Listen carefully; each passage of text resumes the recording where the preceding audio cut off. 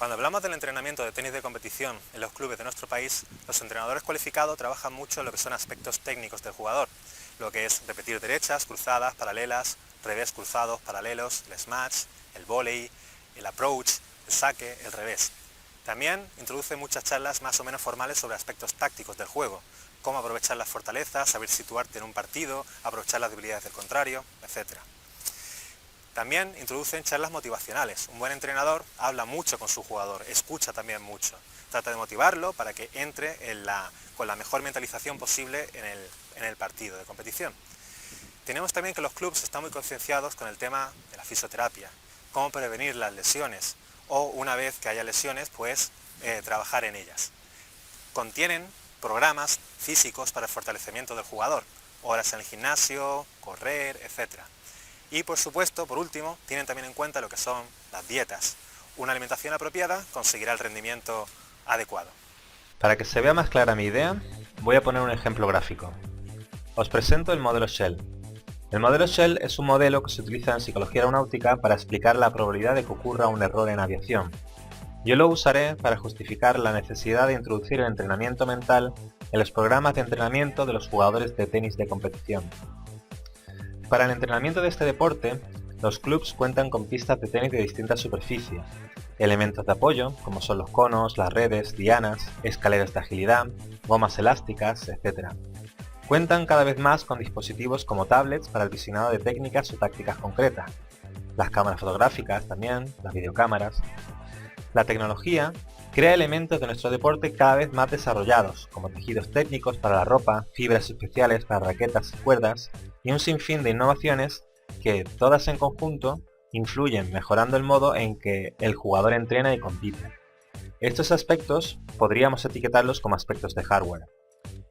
Para el elemento de software, tenemos las normativas de juego, los manuales técnicos y tácticos, libros sobre dieta, sobre nutrición, libros de condicionamiento físico, trabajo de lesiones y, por qué no, algunos libros dedicados también a la fortaleza mental. Por environment entendemos tanto el ambiente de trabajo como el natural. El ambiente de trabajo puede consistir en el entorno social de un club, incluyendo a su entrenador o personal que trabaje en ese club, y el entorno familiar que rodea al jugador, sus padres, sus hermanos, sus hermanas. El ambiente natural se refiere a aspectos climáticos, entrenar o competir bajo condiciones de viento, de mucho calor, mucho frío, altitud con respecto al mar, etc.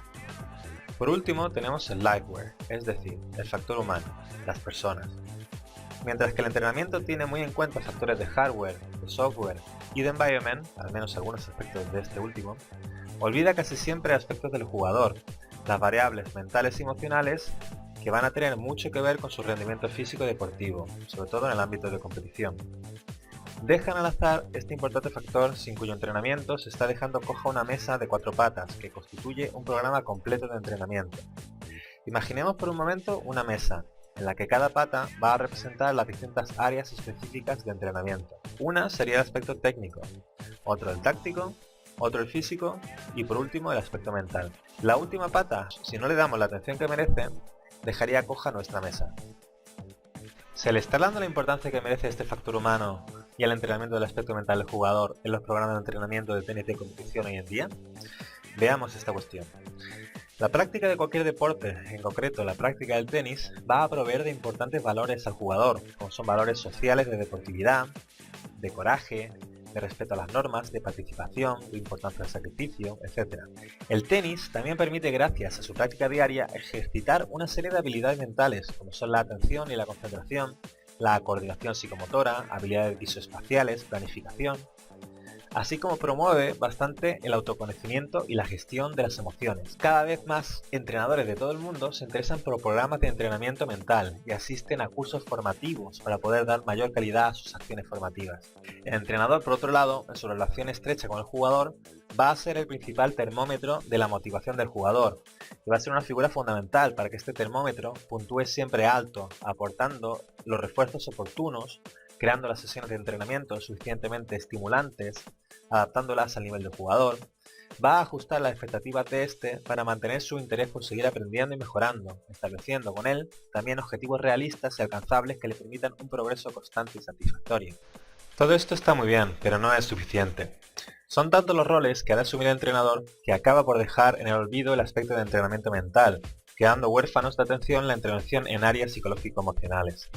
Es por ello que cada vez más hace falta o es necesaria la inclusión de un experto, un profesional, el psicólogo deportivo o mental trainer, que en estrecha colaboración con el entrenador profesional de tenis irá estableciendo las bases de un programa de trabajo mental, completando de este modo el programa de entrenamiento del jugador de competición.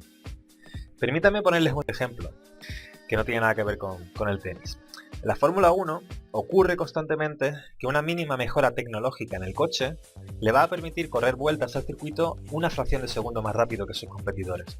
Y esto va a ser lo que al final le va a permitir llegar el primero. Imaginemos que incluir un entrenamiento de la fortaleza mental en el jugador le va a aportar solo un 3% de diferencia con el resto de jugadores. Ese 3% va a suponer a largo plazo una diferencia abismal con respecto al resto de jugadores. Hoy en día, si hablamos de los grandes tenistas profesionales, ya no son tanto los aspectos técnicos específicos del deporte, el uso de raquetas especiales o la mejor táctica o incluso la mayor resistencia física lo que va a marcar la diferencia, sino que va a ser la mayor fortaleza mental la que va a decidir quién va a salir victorioso del encuentro.